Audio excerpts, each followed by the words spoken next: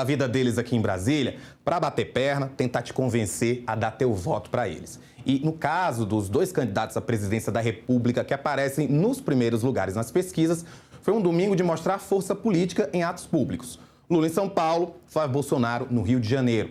O que cada um conseguiu nesses eventos? Eu chamo o cientista político Magno Cal para responder a essa pergunta e nos contar o que o primeiro dia de campanha revela sobre as eleições desse ano. Magno, muito obrigado por estar aqui de volta com a gente. Comece perguntando, então, pelo ato do presidente Lula. O que é que você achou daquela representação e o que é que isso diz da campanha do presidente na tentativa de reeleição para esse ano?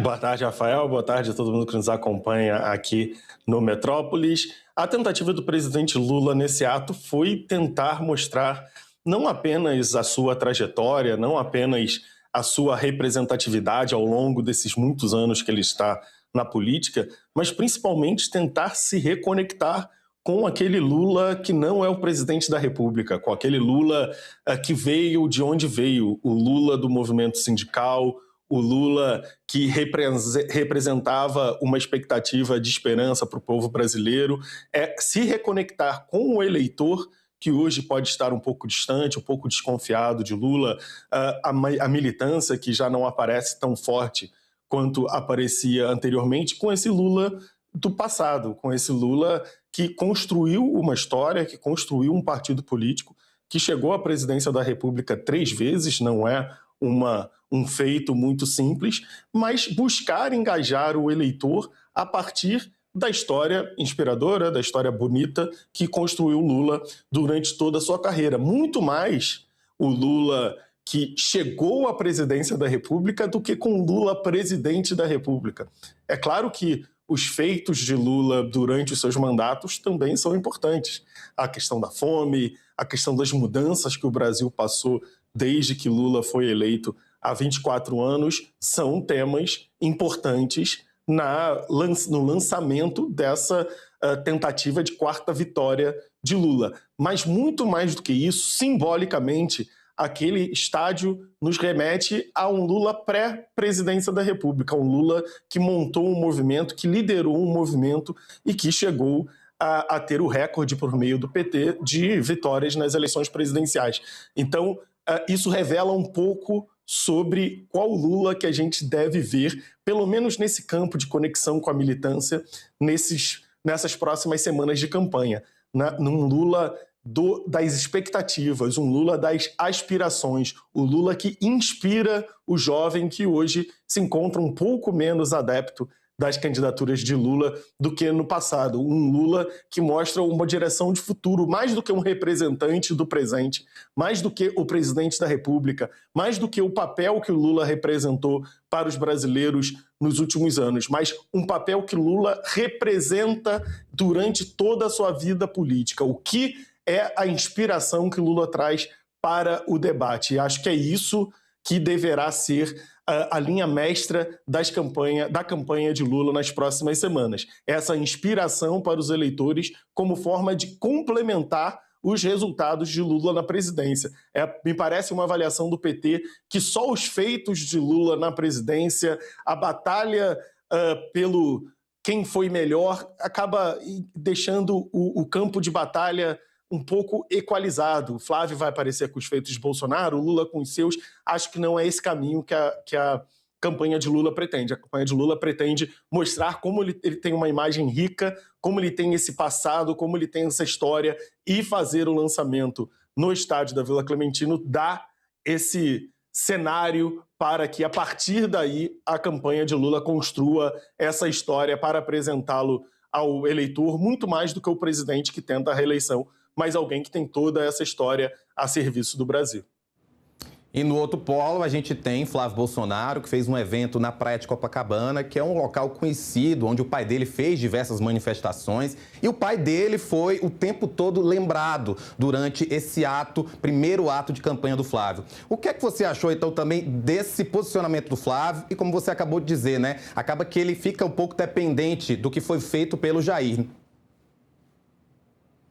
É verdade, Flávio não tem experiência no executivo, anteriormente foi deputado estadual e foi senador, então na comparação entre questões entregues ao brasileiro, obras, feitos, ele tem muito menos a apresentar, mas tem o seu pai, que passou 4 anos na presidência da República e liderou um movimento que, por mais que não tenha muitas entregas, ou por mais que não tenham entregas comparativamente em relação a Lula, que já está terminando seu 3º mandato à frente da presidência da República, há também aspirações, há também visões de futuro que o campo de Flávio Bolsonaro pretende. A mudança na segurança pública, a mudança na educação, isso tudo são visões de futuro, mas para ele, em comparação direta com Lula, Flávio Bolsonaro tem menos a apresentar, porque Lula já esteve na presidência 3 vezes. Então, ele busca Jair Bolsonaro não apenas pelas entregas do governo de Jair Bolsonaro, não por aquilo que o governo de Jair Bolsonaro poderia ter sido para o Brasil caso o ex-presidente tivesse sido reeleito, mas também como inspiração, como direcionamento para dar credibilidade àquilo que hoje Flávio promete em sua campanha. Então, o recurso à vida de Jair Bolsonaro, à obra de Jair Bolsonaro, é muito mais do que apenas um reforço do que os conecta. É muito mais do que um confia em mim porque você confiou no meu pai. Mas também é uma forma de Flávio tentar diminuir essa distância entre a longa vida política de Lula e a relativamente curta carreira de Flávio Bolsonaro. O PL tem o desafio de estar fazendo a sua mudança geracional antes do PT estar fazendo. Se a gente estivesse tendo uma corrida entre Jair Bolsonaro e Lula, nós estaríamos vendo uma campanha possivelmente de 2 candidatos na sua última tentativa de chegar à presidência, na sua última campanha presidencial.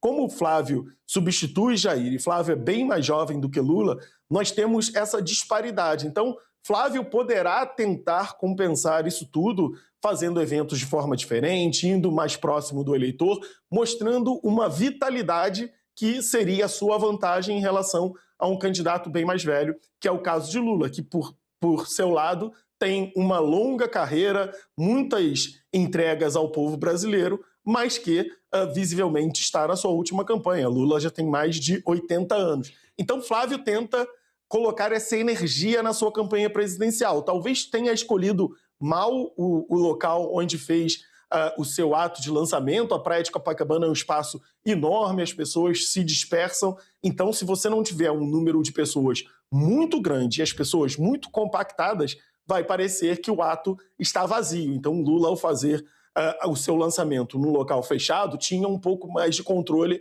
sobre essas imagens, sobre como o seu ato seria apresentado para as pessoas.